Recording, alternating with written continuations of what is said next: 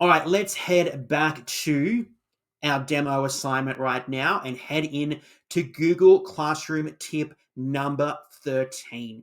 And this is a really fantastic component that Google and Google Classroom have added, which is called the Originality Reports. And it is where we are going to start to check our students' work for plagiarism.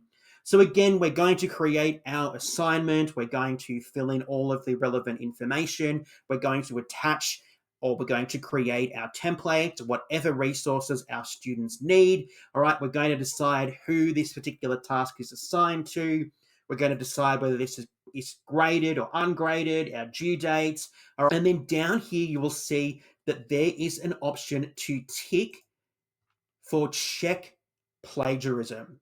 Okay, so you can create and enable originality reports on 5 assignments per class. So this is really great to check your students' work. So have a think about what you'd like to enable this on because we can't do it for everything. So just think about those really important things that you'd like to check. And if you enable that, you'll be able to see what your students are doing.